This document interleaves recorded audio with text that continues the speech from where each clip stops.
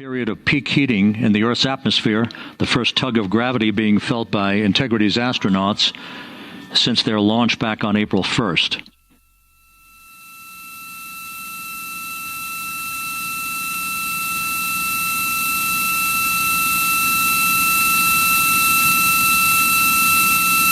Four and a half minutes until the end of the blackout period. Time to splashdown, 11 minutes, 33 seconds.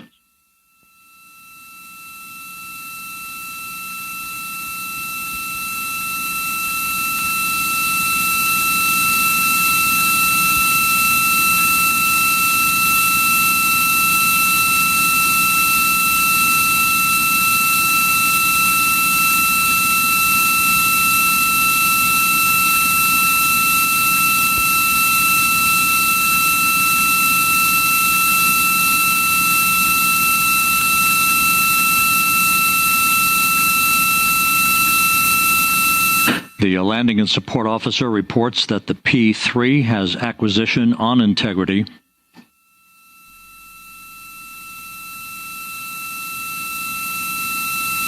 Three and a half minutes left in this blackout period.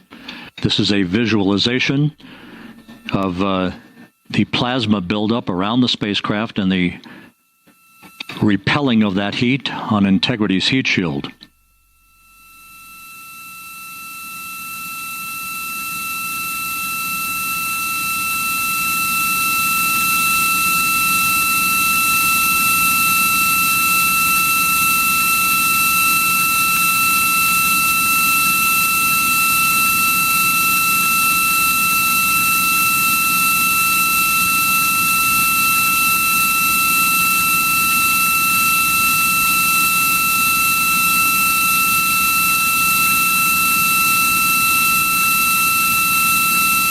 Flight Dynamics reports that airborne assets in the vicinity of the splashdown zone do have a visual on Integrity.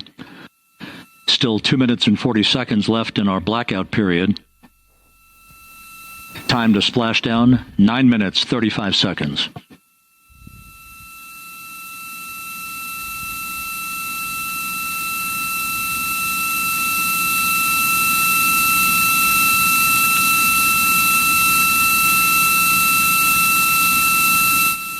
Multiple airborne assets as part of the recovery team all have visuals on Integrity.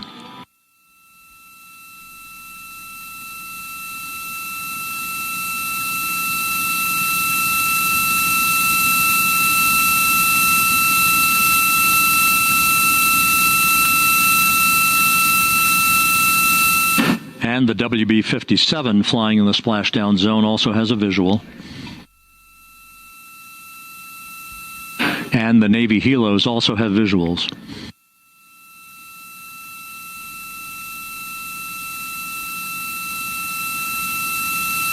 We're still in the blackout period. Still do not have communications from the crew.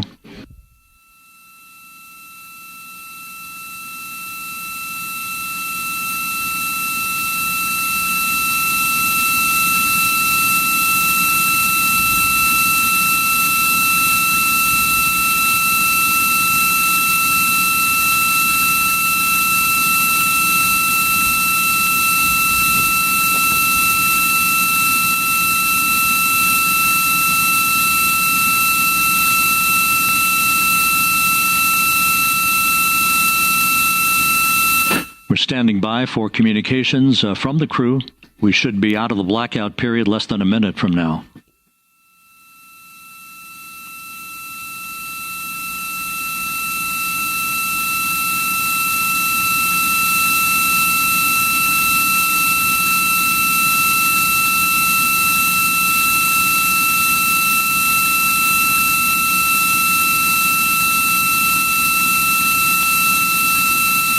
We are now processing data from Integrity.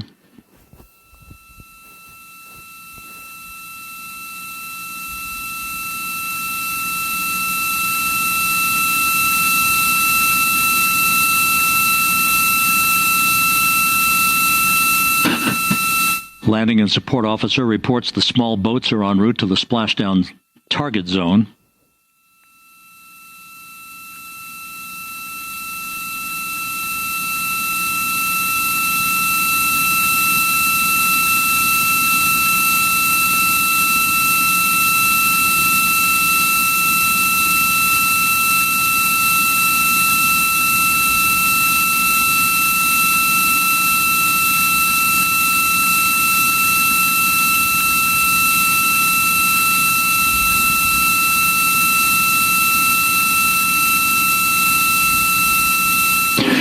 Passing through 150,000 feet, our trajectory is perfect. We're getting intermittent views of integrity. Still waiting to establish voice communication.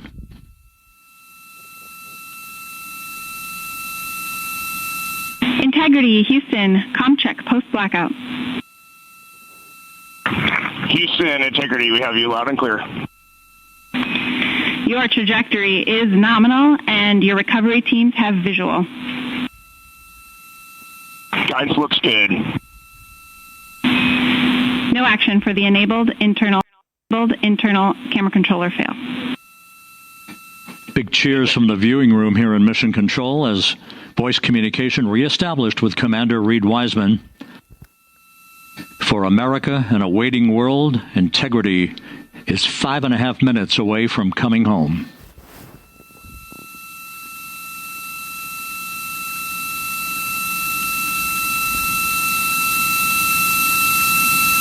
Passing 100,000 feet now. Range to splashdown 19 nautical miles.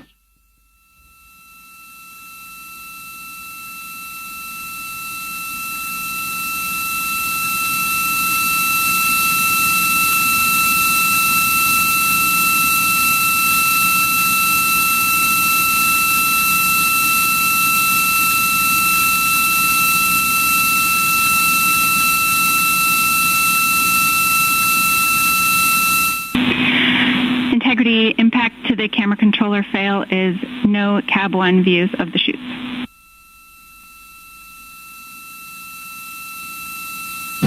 Integrity. We're processing good data through the GPS system. A good view of Integrity, time to splashdown 4.5 minutes.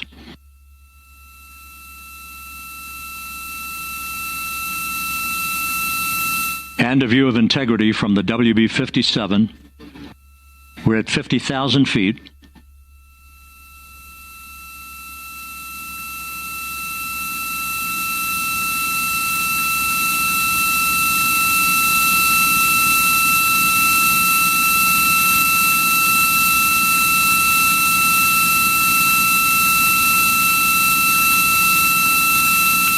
The pyros are armed for forward bay cover jettison.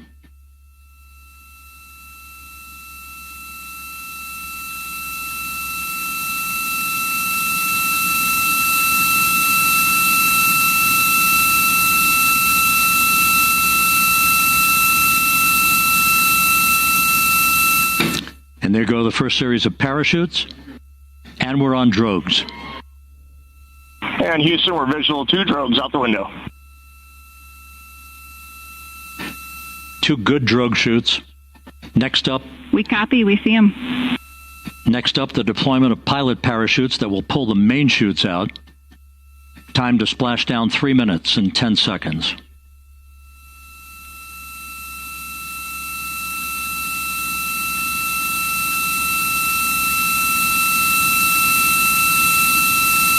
Perfect descent rate according to flight dynamics. Good rates on 2 drogues. We see the same on board.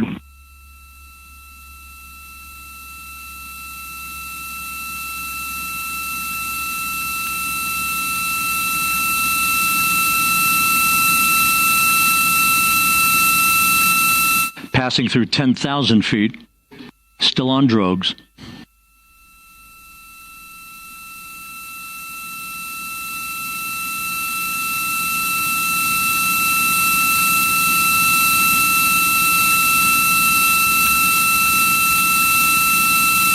Main chute deploy.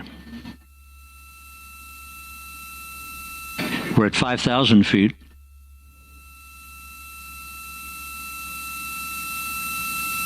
Search and recovery beacon has been activated on Integrity.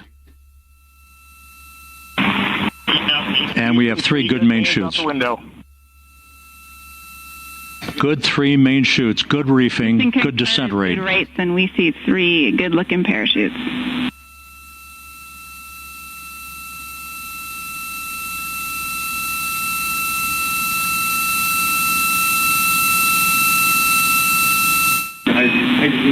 Integrity, Integrity, cabin pressure indicates no need for hydrazine checks. Integrity copies. This is a perfect descent for Integrity. Its crew sounding hale and hearty on board. Time to splash down 1 minute, 15 seconds.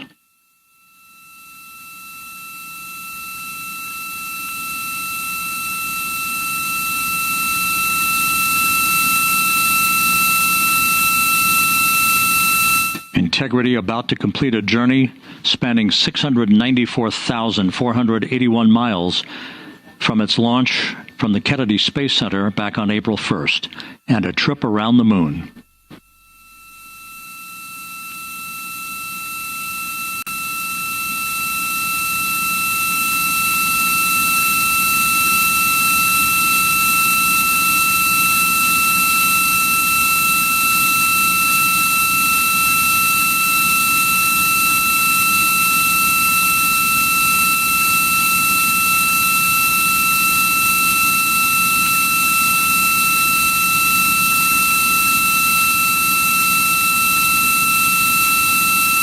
Passing through 1,000 feet.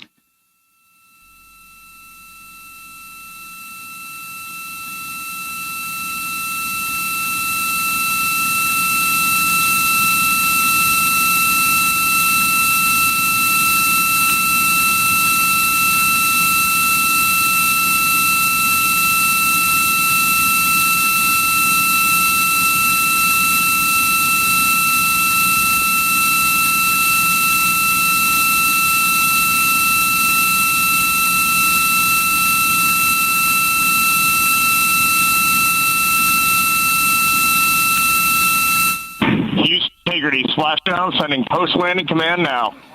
Splashdown confirmed. Copy splashdown, waiting on VLDR. Splashdown confirmed at 7:07 p.m. Central Time, 5:07 p.m. Pacific Time. From the pages of Jules Verne to a modern-day mission to the moon, a new chapter of the exploration of our celestial neighbor is complete. Integrity's astronauts back on Earth.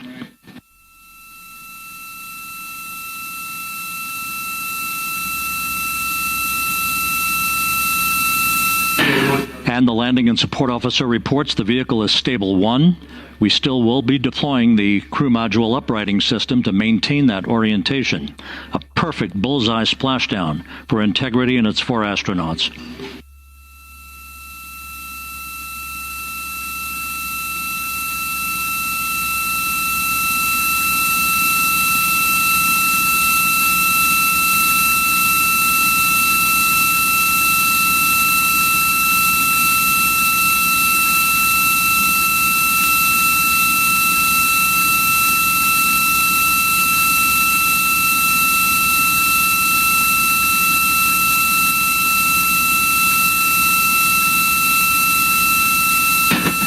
The unofficial splashdown time, 7:07 and 47 seconds p.m. Central Time. We'll get that refined for you.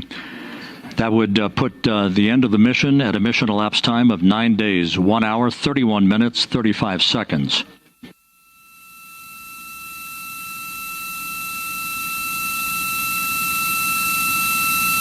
And we're configuring for very low data rate.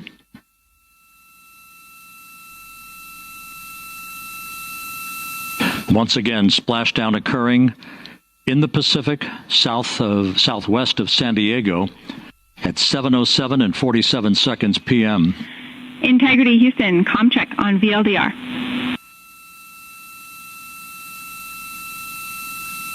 Houston, we have you loud and clear on VLDR. How else? We have you the same. We'll meet you over in post-landing. Perfect communications established. A journey. We are stable 1, 4 green crew members. Houston copies all. Reed Wiseman reporting 4 green crew members. That is not their complex. Uprighting system is being deployed, the 5 airbags being inflated through helium to maintain the upright configuration for the vehicle. This was a textbook entry and a textbook touchdown for Integrity Reed Wiseman, Victor Glover, Christina Cook, and Jeremy Hansen back on Earth after a journey around the moon.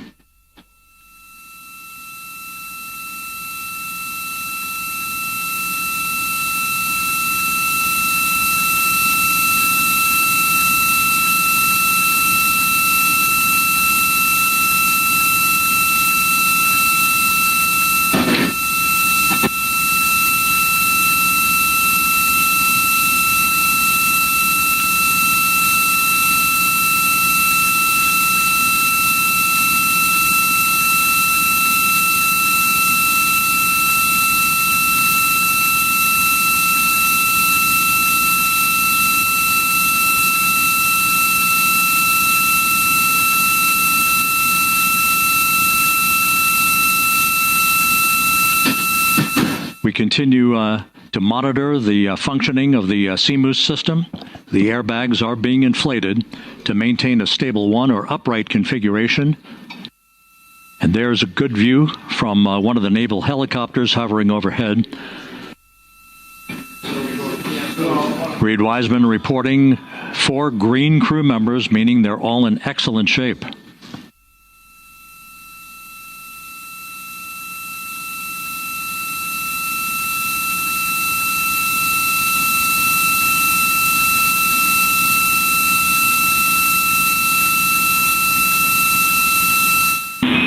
Integrity Houston for SAR beacon and radio.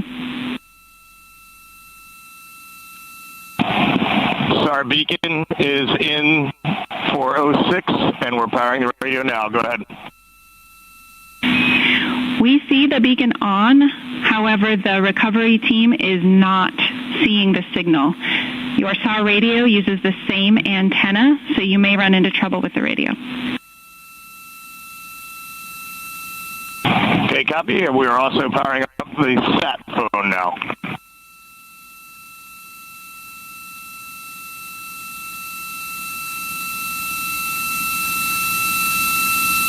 So Integrity is in great shape, and as the crew continues its post-splashdown timelined activities on board, Reed Wiseman once again reporting that all 4 crew members are in excellent shape.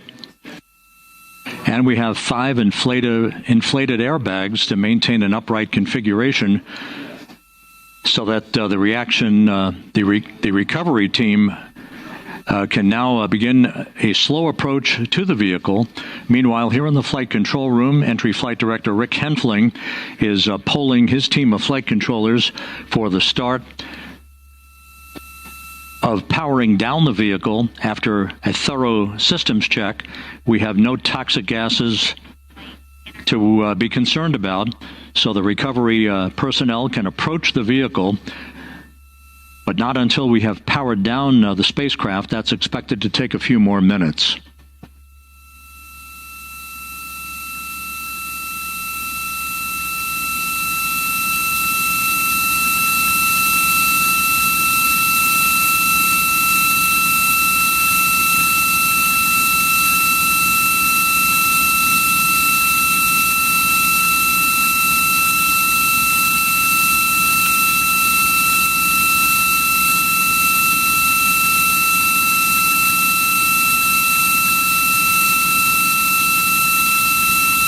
Integrity back on Earth following its historic flyby of the moon. It was, for all intents and purposes, a textbook mission. On 2828, but I will remain on this frequency. We copy.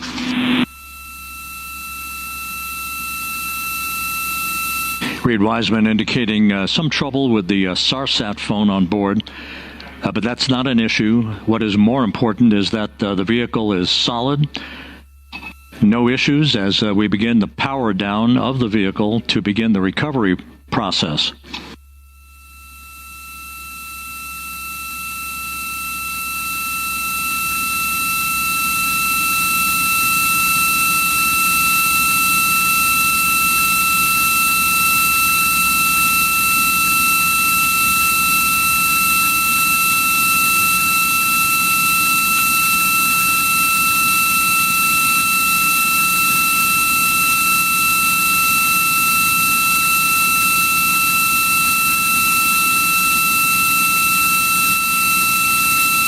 The propulsion officer here in Mission Control reports that we have safed the prop system on integrity. Can you say again? That was very weak and broken. Integrity, Houston did not call.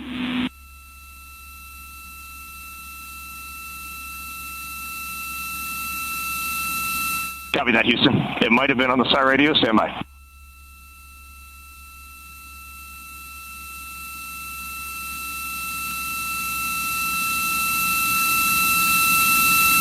All of the milestones were executed in perfect fashion.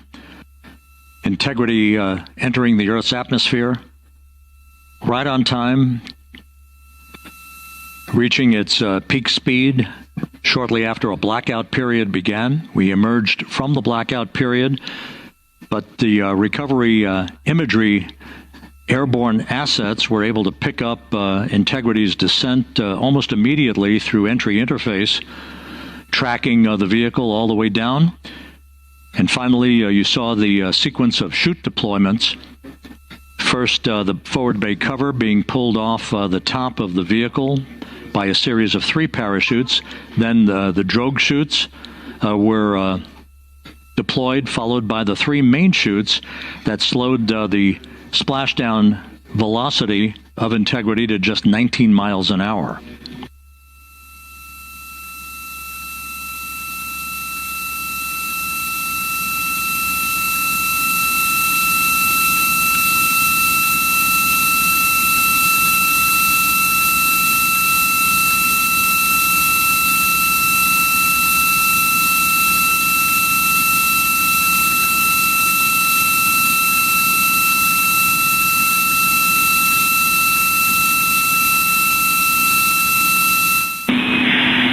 Integrity, Houston, with no joy on SAR and SAT phone, we'd like you to command an additional 15 minutes for a total of 30-minute power down delay.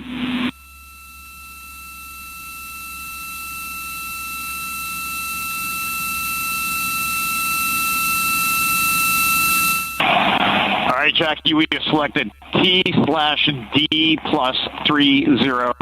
No joy on SAR radio or sat phone. And stand by, we have the master diver on SAR radio. Please hold comms.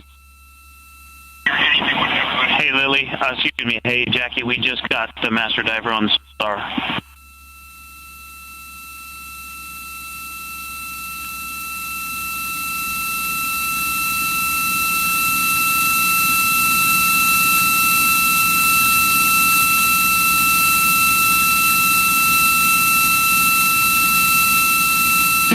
Good view of one of the fast boats. Integrity, Houston, if you are happy with your comm with Master Diver, you can go back to the 15-minute power down.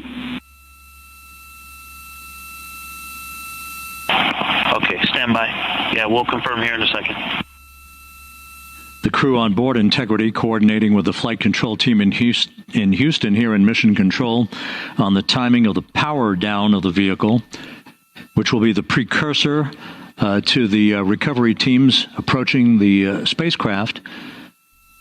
There are no issues with Integrity. We've had a bit of broken capability in establishing a SARSAT or satellite phone communications capability between the crew on board Integrity and the recovery team. That will get sorted out here shortly. There's plenty of cooling on board Integrity, so there's no rush to begin the power down. To call you on the sat phone and not getting an answer there either. Concur. We haven't had anything come through.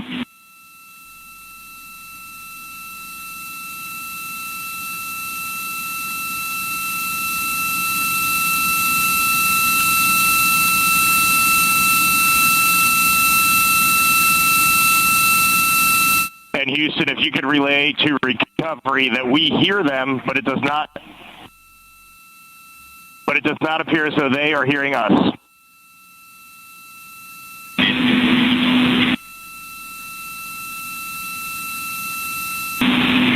Houston copies, and Reed, just to confirm, you are pushing the PTT on the radio.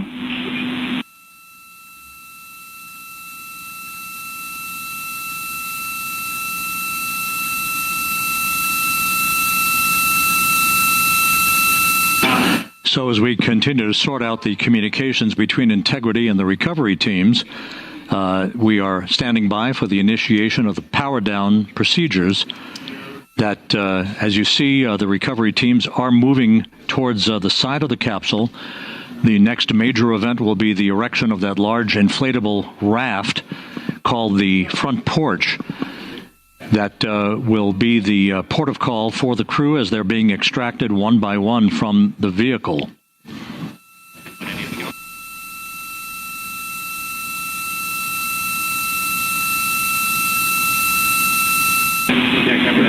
Integrity Houston, for sat phone, we are going to attempt to call you.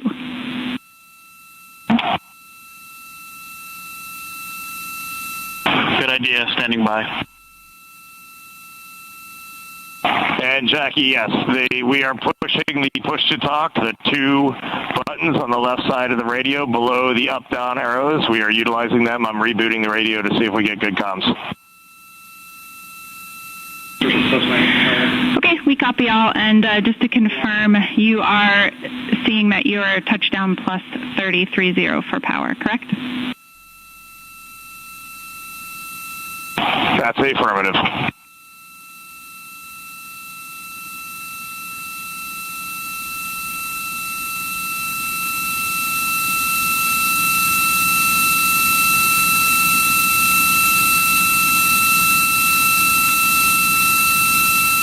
We are trying a backdoor approach to have Mission Control here call the crew on their satellite phone. This is all part of the coordination for the power down of the vehicle that will initiate the actual recovery operation. The first boats with the Navy divers on board are standing by, waiting to close in on Integrity to begin the process of erecting the large inflatable raft. That's called the front porch. That will be where the astronauts are extracted from so that they can have a few minutes to get their land legs back before they're hoisted aboard the Navy helicopters for the flight back to the deck of the USS John P. Murtha. Do not reply.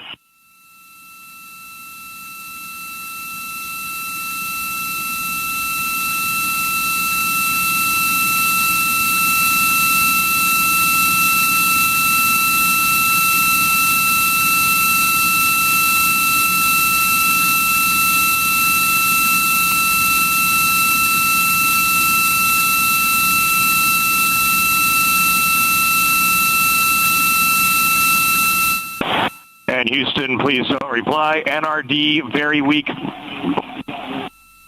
but readable. Master Diver, we can hear, but they cannot hear us.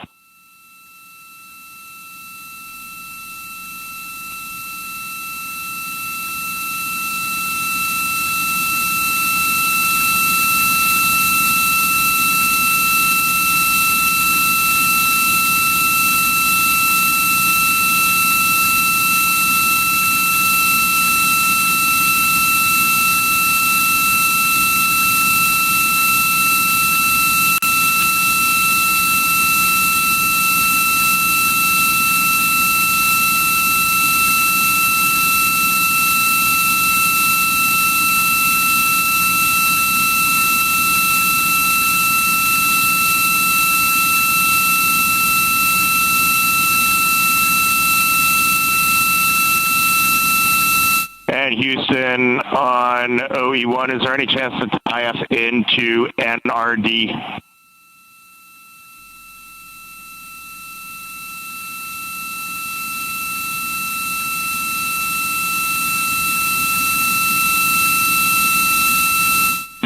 Checking.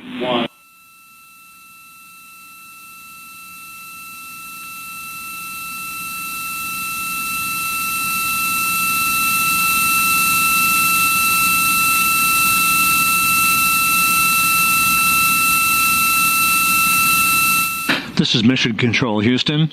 While we stand by for the establishment of communications between Integrity and the recovery team that is basically standing by very close to the spacecraft, we're going to go to the deck of the USS John P. Murtha, where Megan Cruz is standing by with Administrator Jared Isaacman.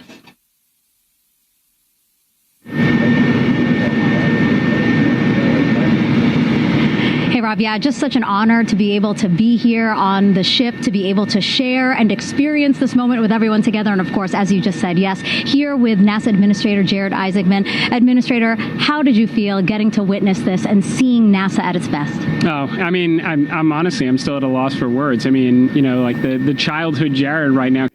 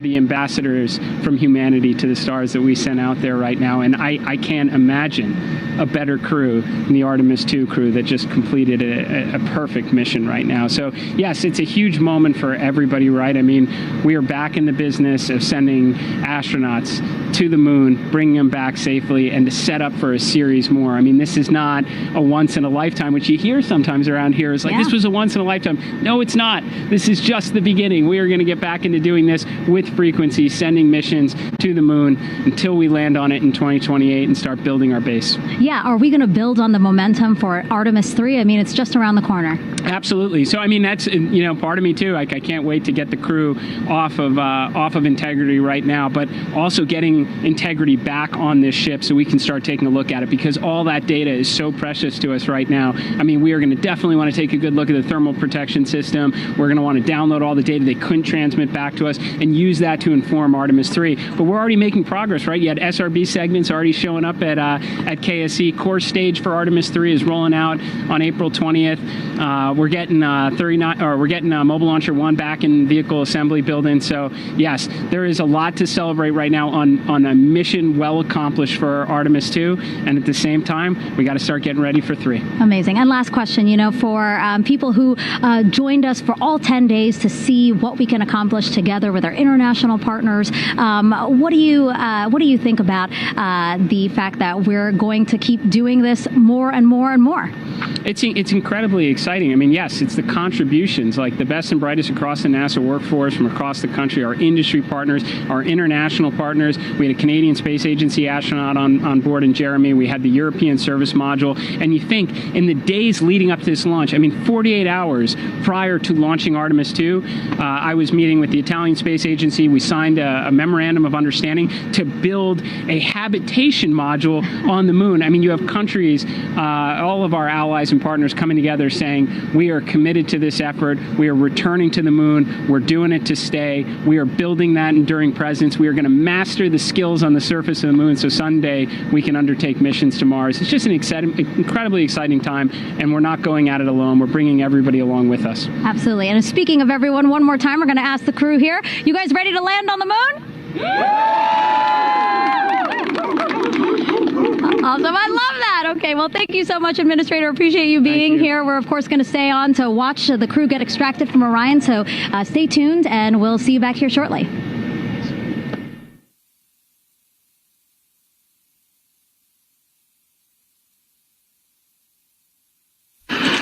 Thank you, Megan, and thank you, Administrator Isaacman. We are in the process of working to establish that communications link and to establish the procedures that will lead to the power down of the spacecraft, which is gently bobbing in the Pacific following a bullseye touchdown that occurred at 7:07 p.m. Central Time, 5:07 p.m. Pacific Time, 2.5 hours before sunset in the Pacific southwest of San Diego. We have once again heard from the crew during that interview opportunity with the administrator, and we have 4 healthy crew members on board.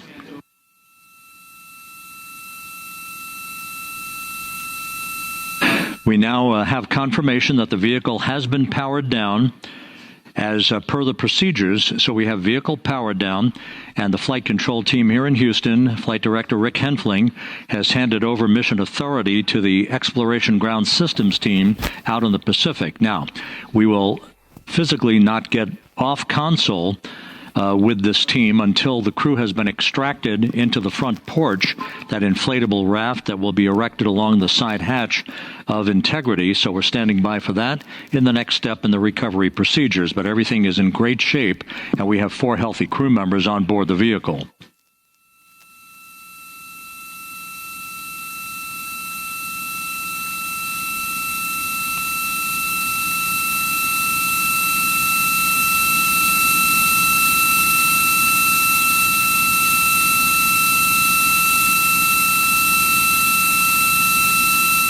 All of the entry events went by the book, no issues, perfect trajectory for Integrity that was culminated with one final raise burn to improve the angle of attack for the vehicle as it entered the Earth's atmosphere. All of that flight dynamics computation worked like a charm.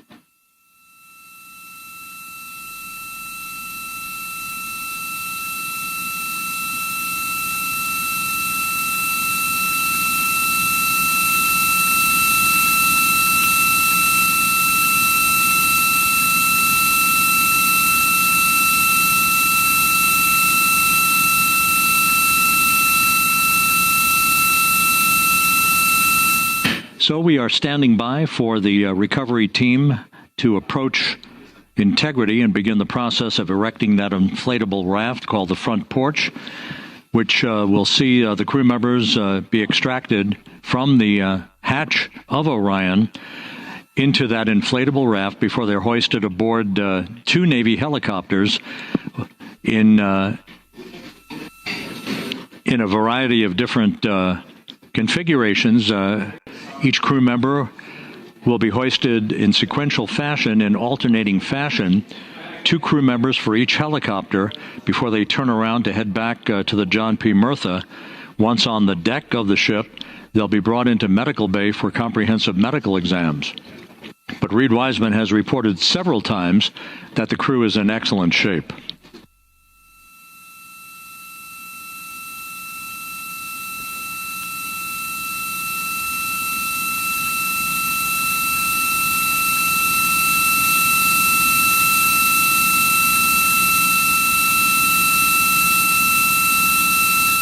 So just to recap, it has been some 26 and a half minutes since the splashdown of Integrity in the Pacific.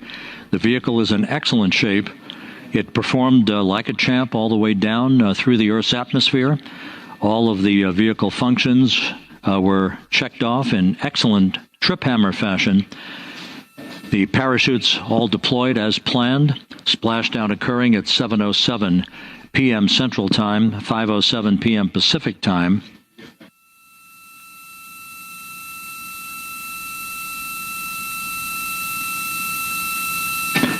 And after a bit of a tussle to try to establish a communications link with the recovery team, we were finally able to run through the procedures for the powering down of the vehicle. We've handed over mission authority to the Exploration Ground Systems folks out in the Pacific, and the recovery team will be approaching the vehicle shortly to erect the inflatable raft called the front porch before opening the hatch to Integrity to bring the crew members onto that raft before they're hoisted onto two Navy helicopters, two crew members for each helicopter, before they're flown back to the deck of the USS John P. Murtha.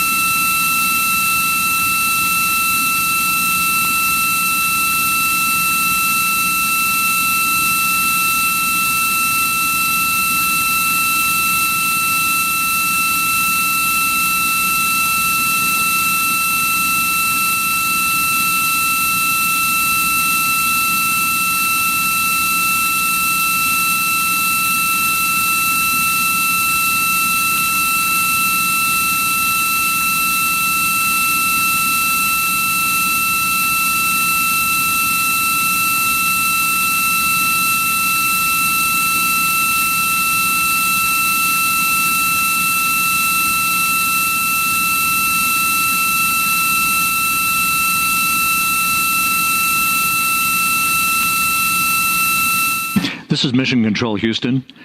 After talking to the flight dynamics folks, we have a bit of a refinement on the splashdown time for you.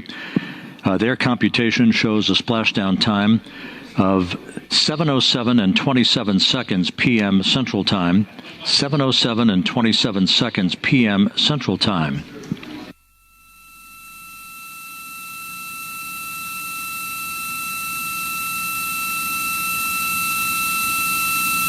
That would equate to a mission elapsed time of 9 days, 1 hour, 32 minutes, and 15 seconds.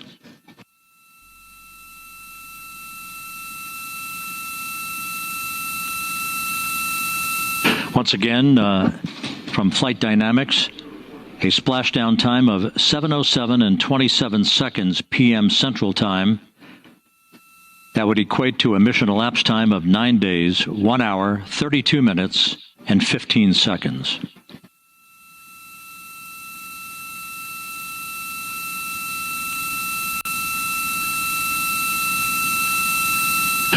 Reports from the Pacific indicate that the recovery team in communications with the crew aboard Integrity, that the crew remains in excellent shape as they await the approach of the team for a final hazard gas evaluation before they move to the side of the vehicle to erect the inflatable life raft called the front porch.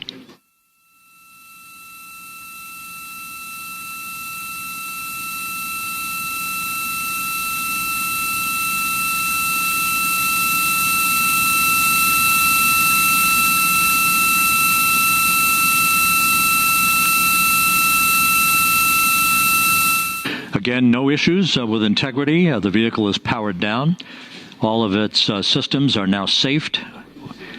We have handed over mission authority to the Exploration Ground Systems folks in the Pacific, but we will not stand down and have the entry flight control team depart its positions until that inflatable raft, the front porch, is erected, the hatch open, and the crew having exited the vehicle. So that's the next step in the recovery process that will lead to the hoisting of the crew members.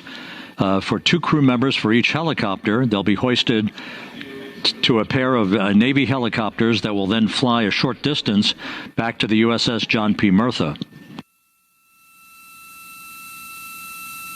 What you're looking at is one of the fast boats circling the vehicle to make a hazard assessment.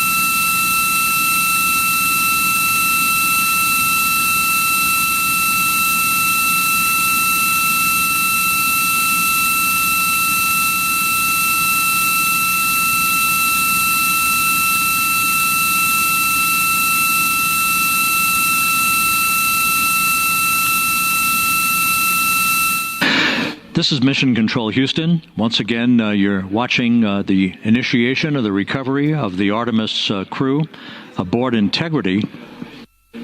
All of the Navy divers and the fast boats are now approaching the spacecraft after conducting a hazard assessment. The vehicle has been powered down. Entry Flight Director Rick Henfling now waiting for the life raft, the front porch, to be erected along the side of the vehicle so that the hatch can be opened and the crew members extracted from Integrity, soon to be hoisted one by one into a pair of Navy helicopters for a short flight back to the deck of the USS John P. Murtha.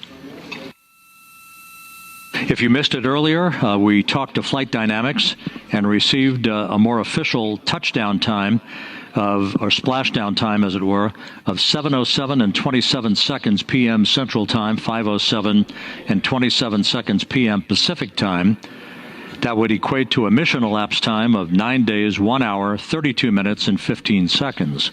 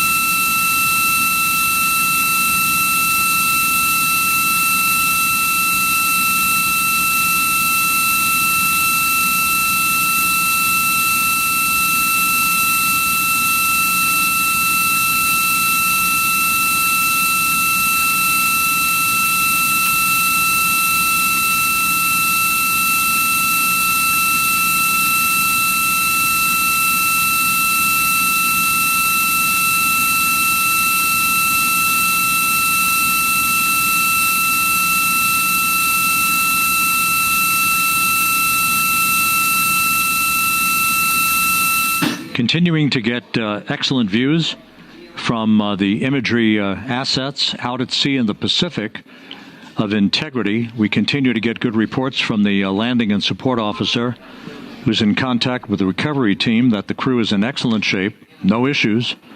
They're just currently biding their time, waiting for the front porch to be erected. We have no hazardous hazard gases and no hazardous situation with the vehicle. It performed perfectly all the way down from entry interface to its splashdown in the Pacific at 7:07 and 27 seconds p.m. Central Time. And as you can see, the first phalanx of recovery personnel now pulling up alongside of Integrity.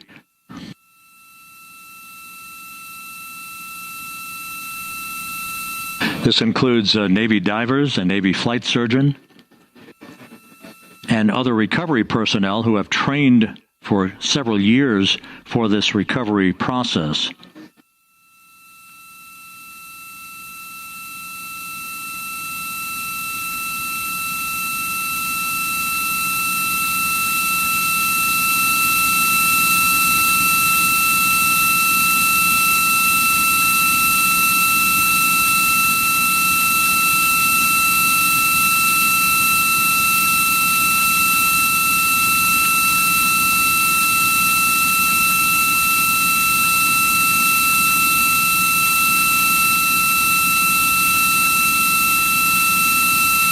At this hour, some 41 minutes following splashdown, the vehicle has been powered down. There's no hazardous gas emanating from the vehicle. That's why the first team of recovery personnel has been able to pull alongside Integrity.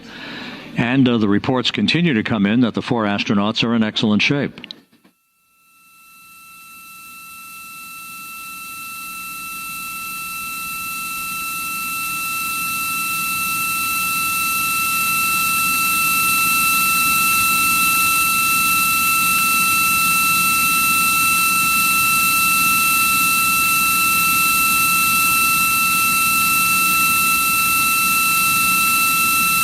Yes.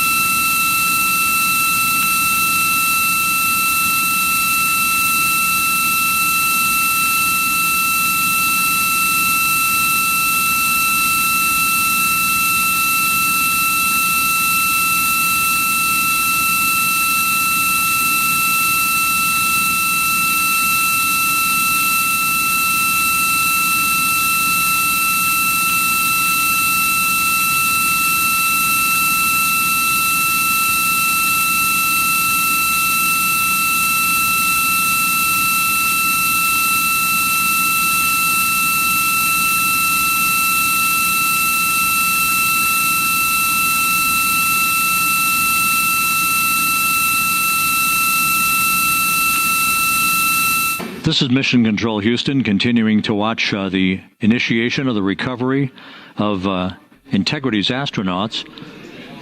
One by one, they'll be brought out of the spacecraft onto a large inflatable raft just a short time from now. In the meantime, we can go back to the USS John P. Murtha, where my colleague Megan Cruz is standing by to provide her situation report. Megan, can you hear us?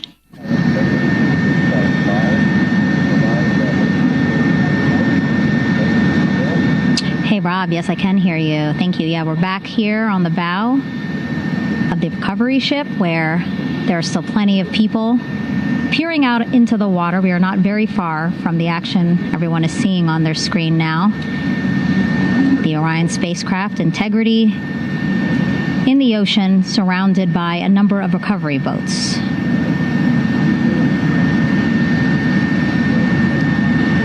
Rob has been saying, in those recovery boats, NASA and Navy personnel specifically trained to get the astronauts out of Orion.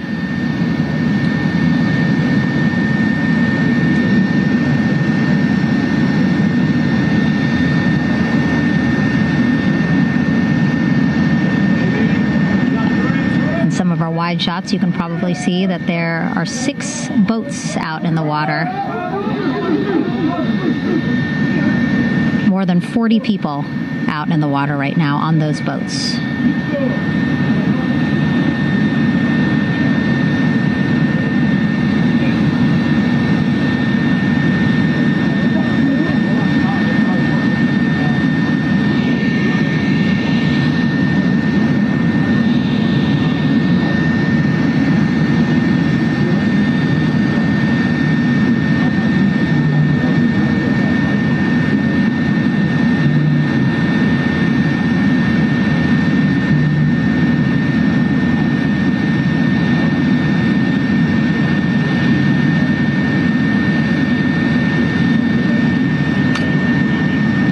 First order of business is to set up the front porch and the stabilization collar. You might also hear it referred to as a stab collar. Basically just to make sure that Orion stays upright, doesn't sway in the water too much, again, to make it easier for recovery forces to get the astronauts out.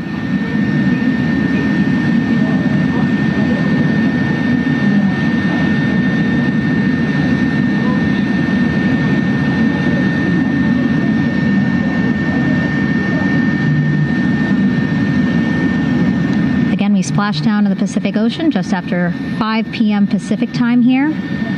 It's a requirement by NASA to be able to get the crew out of Orion within 2 hours of splashdown. So doing great on time so far. Plenty of time. No rush either.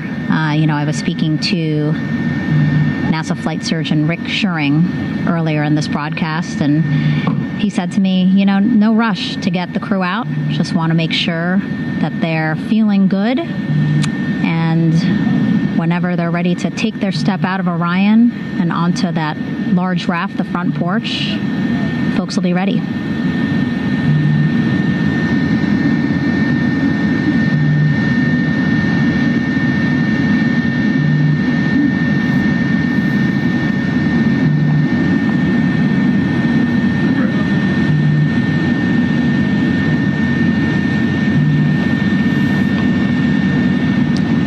As there are mission audio loops in Mission Control in Houston, there is a mission audio loop here on the ship, and it was just reported out that the side hatch is open. Side hatch of integrity is open. You're getting these beautiful shots from our aerial assets. The ship itself, where I'm on, just 3,000 yards away. Again, plenty of people on the boat here, glued to the side closest to where they can see all this action. And again, with just 3,000 yards separating us, great views from the bow here. You can see now that side hatch is open. One of the Navy personnel is about to get inside there.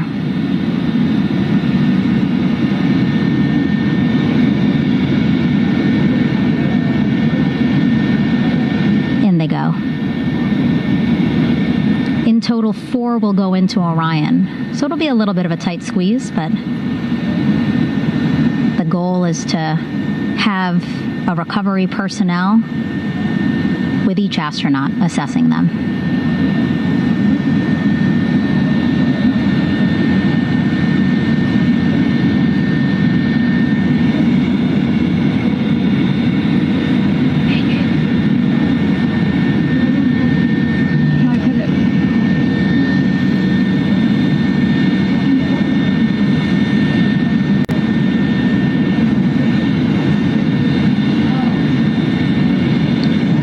Getting closer now.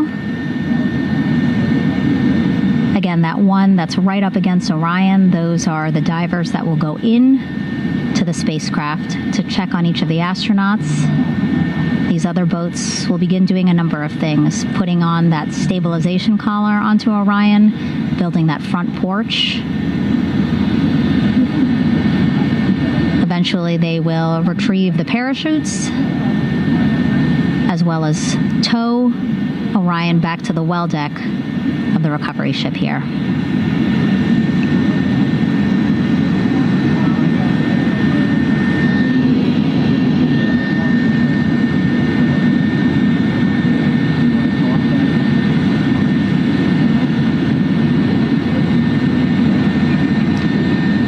So as we wait for the Navy and NASA personnel to get their assessment of the crew inside of Orion, why don't we toss it back to Rob for an update?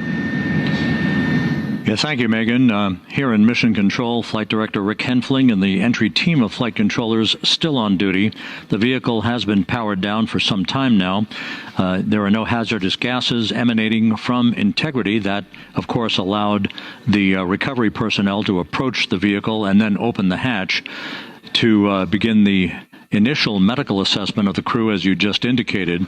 Now we're standing by for the erection of that inflatable raft, the front porch, alongside of the vehicle that will enable the crew to be extracted one by one onto the raft, have a moment or two to get their land legs back before they're hoisted into two hovering Navy helicopters, 2 crew members for each helicopter, for a short flight back to the deck of the USS John P. Murtha.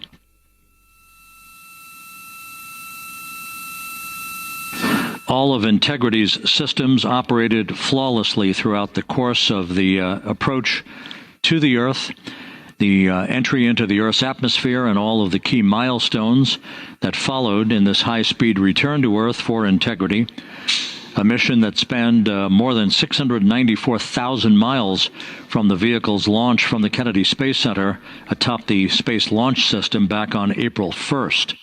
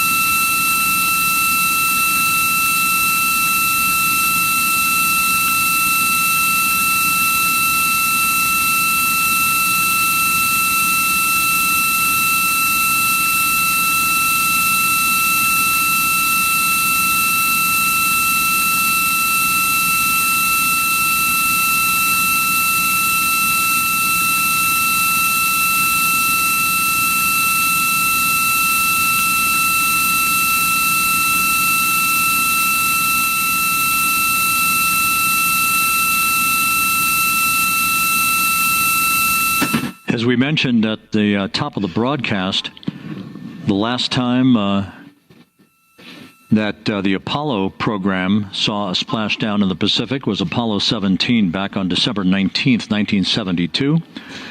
So for the first time in some 53 and a half years, we have reenacted that with the arrival of Integrity's astronauts as they flew around the moon in that historic lunar flyby that began with a trans-lunar injection burn that took them out of Earth orbit following 24 hours of a high Earth orbit trajectory. The high Earth orbit trajectory enabled flight controllers here to have a full 24 hours to evaluate the systems on Integrity and the condition of the crew before they would commit to flying to the moon.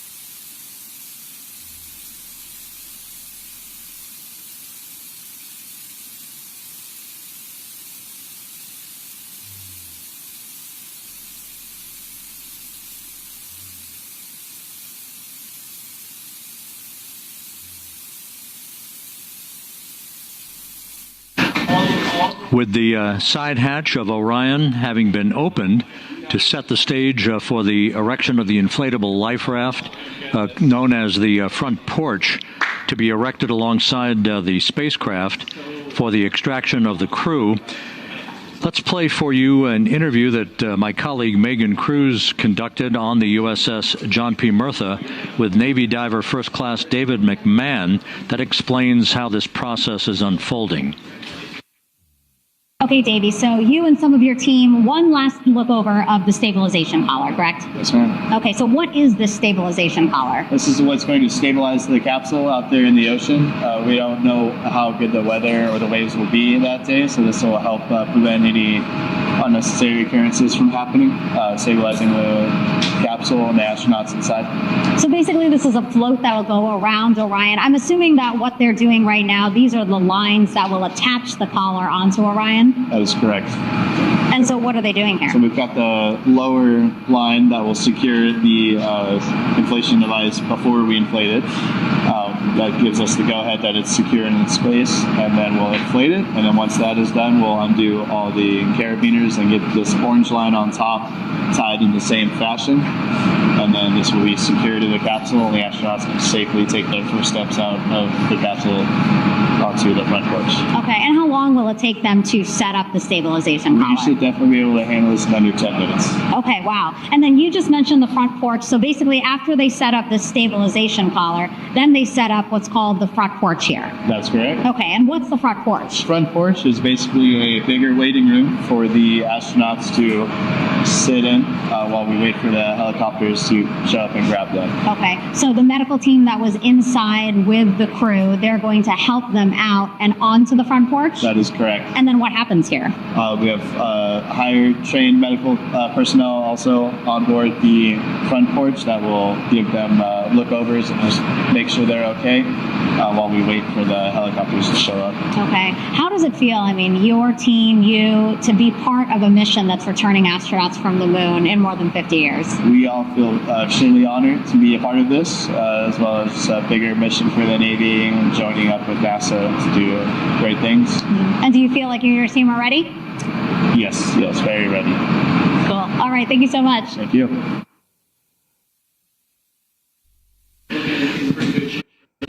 Once again, the recovery operations are continuing out in the Pacific. We shortly should see that life raft, the front porch, erected alongside the side hatch of the vehicle.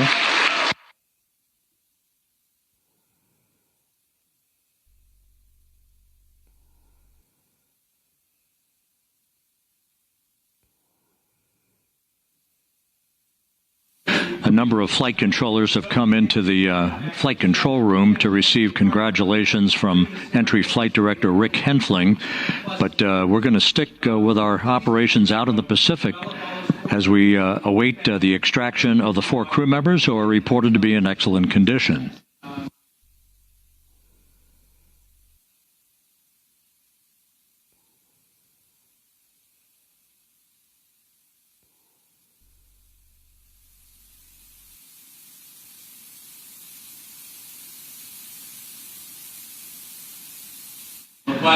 Again, while we stand by for that front porch to be erected alongside of the side hatch of the vehicle, let's go back to the USS John P. Murtha and Megan Cruz. Megan?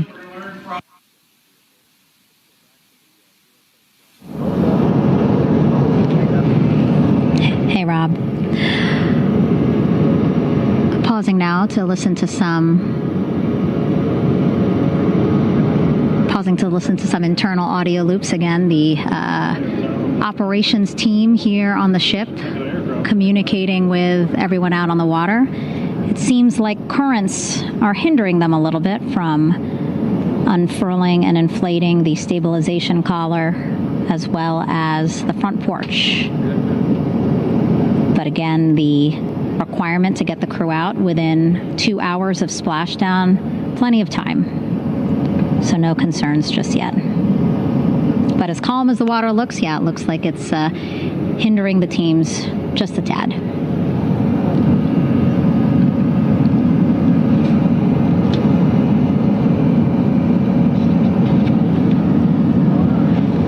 You can can see in some of our shots that side hatch still open. Again, inside there are now 8 people inside. 4 divers, Navy divers, all with medical training, each assigned to an astronaut each. Making sure that they're comfortable, feeling good.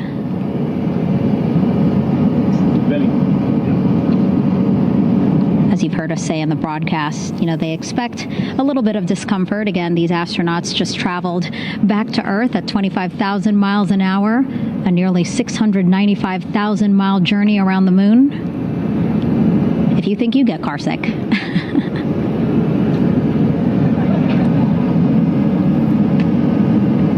Again, 6 boats out there, lots of gear with them, just in case, right? As we said, the crew reported feeling great. But again, all those folks out there in case they weren't, right? NASA is all about making sure we think about every situation that can happen. And so, of course, wanted to be ready in case any of our astronauts needed more medical attention while out there in the water.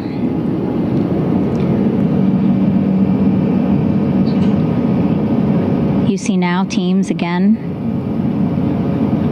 trying to set up the stabilization collar and front porch for the crew to get out of Orion. They need both, right? The stabilization collar will keep Orion from swaying as you see it is doing now.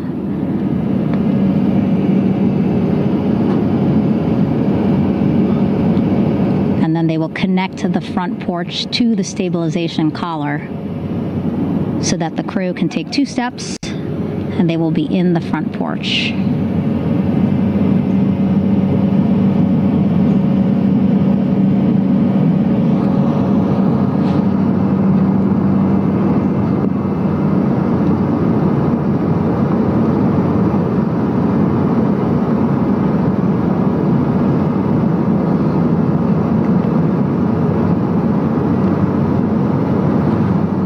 Chatter on the mission audio loops. That's a good thing. Again, things proceeding pretty nominally, even if they're fighting some currents out there on the Pacific Ocean.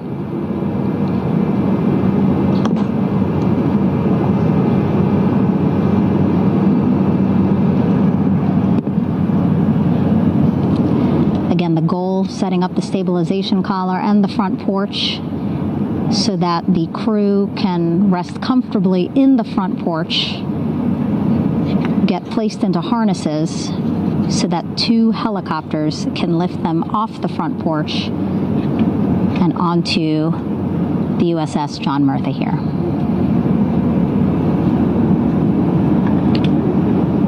The helicopters are going to take turns picking up an astronaut. So again, Helo 1 and Helo 2.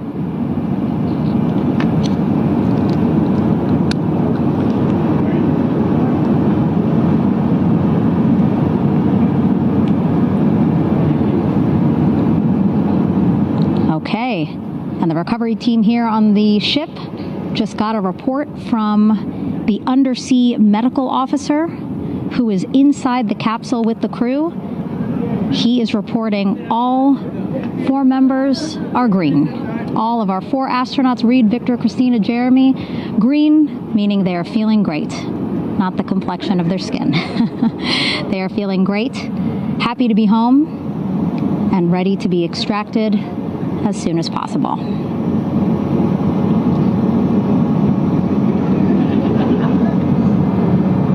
And so, as I was saying, we have 2 helicopters circling the activity you're seeing on the water right now. Each will take turns picking up an astronaut. So Helo 1 will come on in, hover above the front porch, about 40 feet above the front porch. A Navy recovery specialist will be hoisted down into the front porch. The restricted maneuvering doctrine is in effect. We'll connect to the first astronaut, which we're expecting to be Christina. And then Helo 2 comes around, picks up Jeremy, while Helo 1 stays above head, and then Helo 1 will come back in for another astronaut, and then Helo 2 for the last astronaut, and then back to the flight deck here on the recovery ship.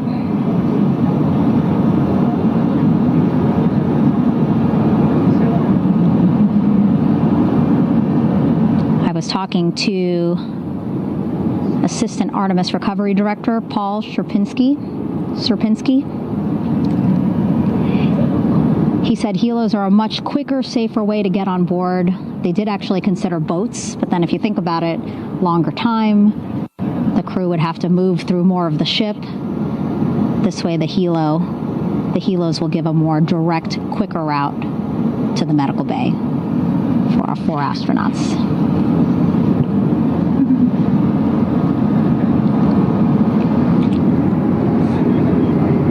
Beautiful shots from our aerial and imagery teams.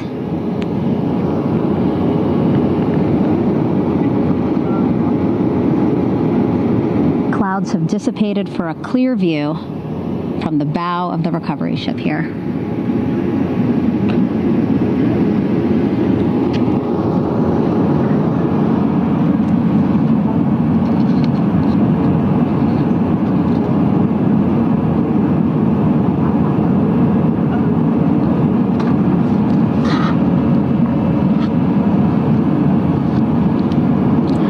Still see divers in the water there.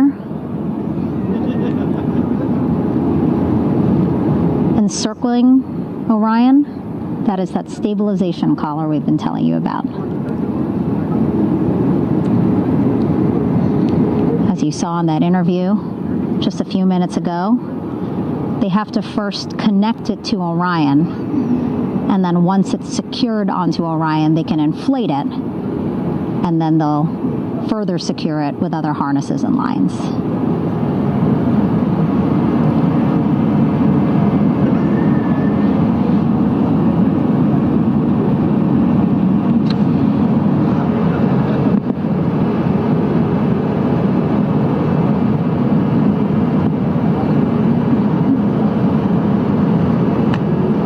About an hour and 10 minutes since splashdown in the Pacific Ocean here.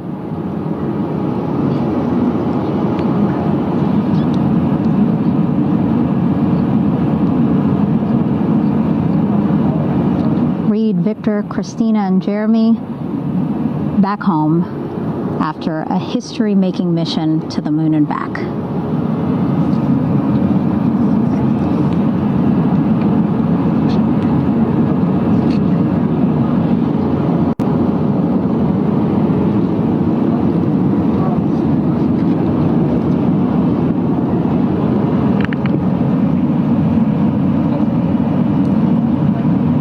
Missed what we said just a couple of minutes ago, the undersea medical officer inside with the crew in Orion, reporting all 4 crew members feeling great.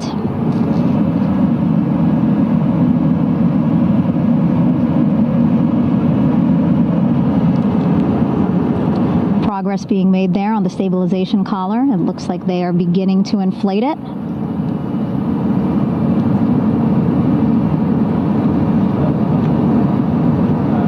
It looks like they're starting to unfold the front porch in order to get that into the water here shortly and inflate that as well.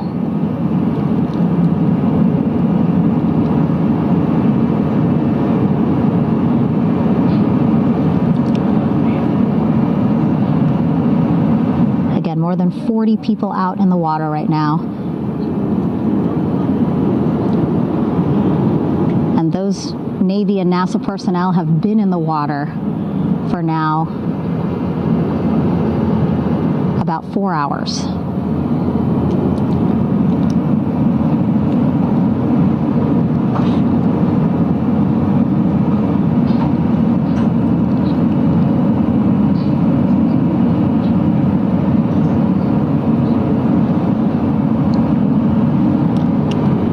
The reason why they had to get out so early is just to stage everything. And actually here on the ship, when there are flight operations happening, you can't have anything else, right? Just because the flight deck can be a dangerous place, so they just want to focus on planes coming and going from the ship, so that's why they wanted to get the boats in the water to make sure that they have all the time they needed for the flight ops.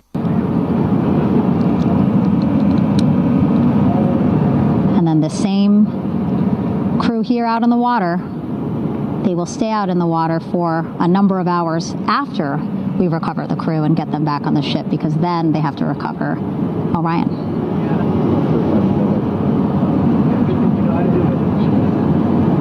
All right, that stabilization collar looking good around Orion. We're now seeing some recovery personnel getting on to that collar.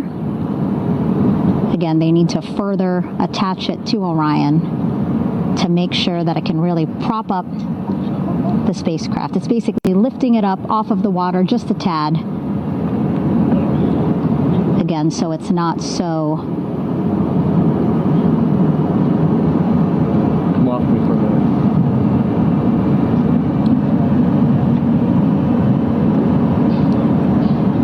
So it doesn't sway so much in the water there.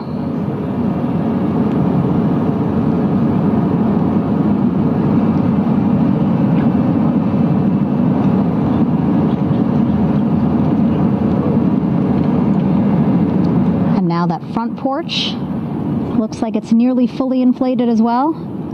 You can see a much larger surface area.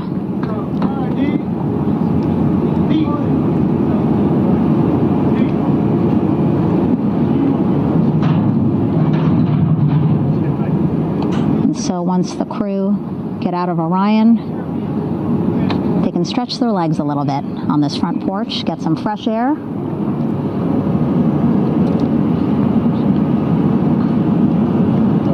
Enjoy this beautiful day here on their home planet.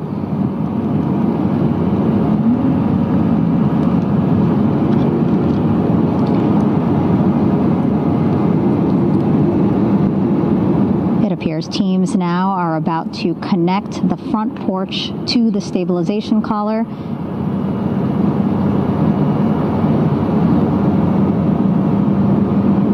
At that point, when both are secure, we should soon see astronauts come out of Orion.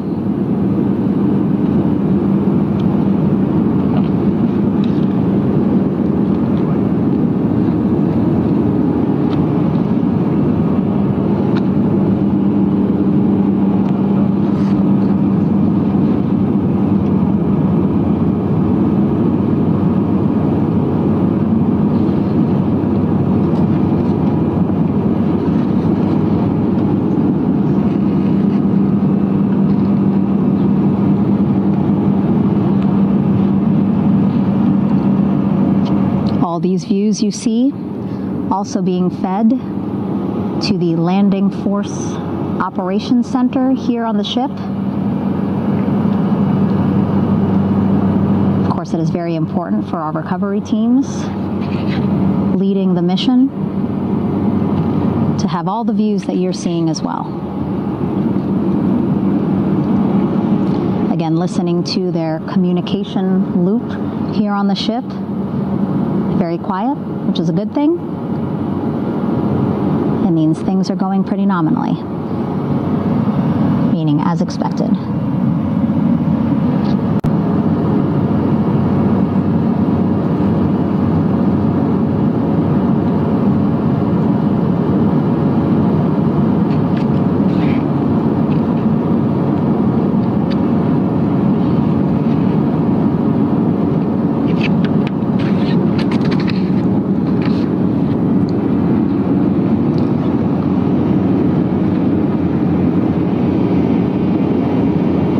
All this activity happening just 3,000 yards away from the ship. So that means this will be a very quick flight back on the helicopters for the crew.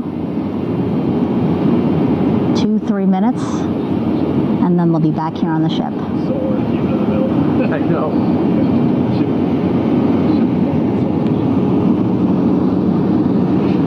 Okay, saw a thumbs up from one of the personnel on the front porch. It looks like they are now getting ready to deploy what they call the Air Rescue Vest, ARV. And so this is the harness that each crew member will get into in order to be hoisted into the helicopters. Again, those helicopters hovering just about 40 feet above the front porch when they're ready to pick up each crew member.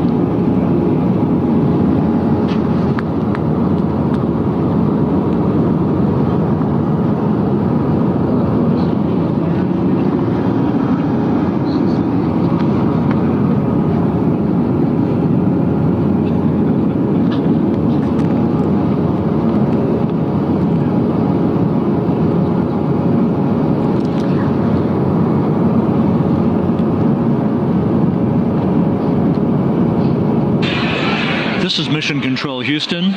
Behind me, a fairly raucous scene as hundreds of flight controllers have poured into the flight control room here. This is reminiscent of the scene after the final shuttle mission of STS-135, although that was the end of a program. This is only the beginning of a program with the textbook splashdown of Integrity and its 4 astronauts. We're standing by for the crew to be extracted from the spacecraft. Entry Flight Director Rick Henfling invited all of these flight controllers who have contributed to this mission to enter the flight control room to have an opportunity to receive well wishes and to share the mutual glow that exists in the wake of a textbook mission for Integrity. On the front screen here in Mission Control, a sign that says, "Welcome home, Integrity, taking humanity back to the moon, going further, and returning safely to Earth." So all of that jubilation, part of the post-splashdown activities, even as we await the crew being extracted from the vehicle to be hoisted onto Navy helicopters for the trip back to the USS John P. Murtha.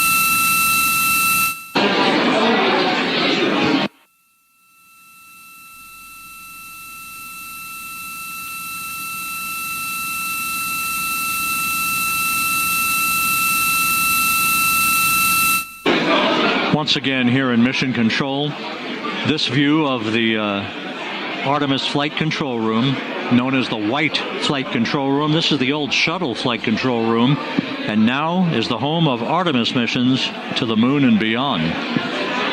Once again, quite a few flight controllers were invited in by Entry Flight Director Rick Henfling to share in the jubilation following the successful splashdown of Integrity. That splashdown occurring an hour and 22 minutes ago, as we stand by for the completion of the extraction of the crew, and ultimately they're hoisting onto Navy helicopters for a short flight back to the USS John P. Murtha. Splashdown occurred at 7:07 and 27 seconds p.m. Central Time. I had an opportunity to talk to the head of flight dynamics, Jeff Birch, a moment or two ago. He said the trajectory of Integrity coming through the Earth's atmosphere was so precise, they've never seen anything line up on a ground track like today's entry by Integrity for its splashdown southwest of San Diego.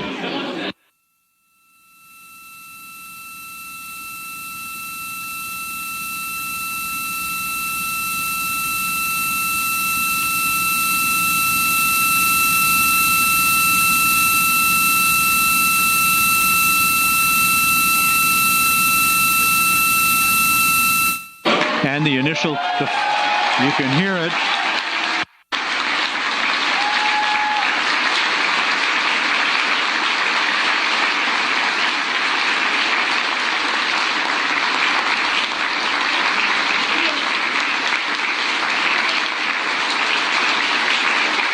Jubilation here in the flight control room. The first crew member is out of Integrity.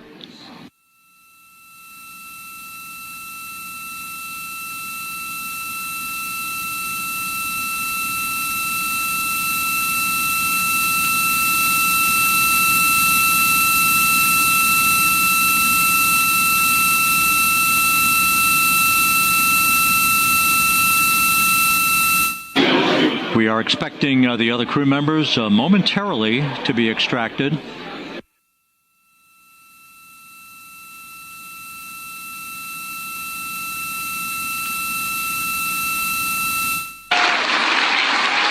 We now have 2 crew members out.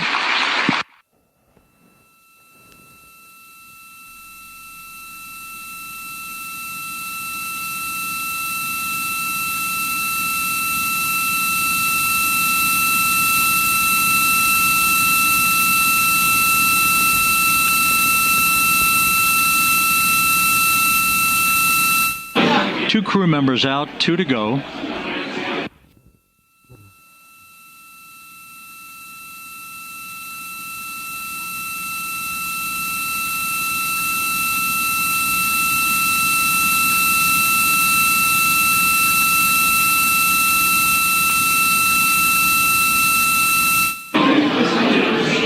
We're about 1 hour from sunset out in the Pacific. Everything continues to go well.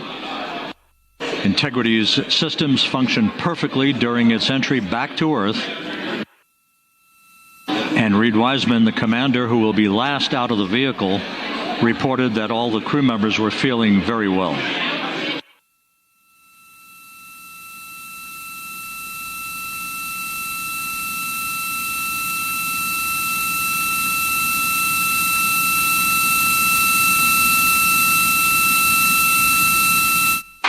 Crew member number 3 now out.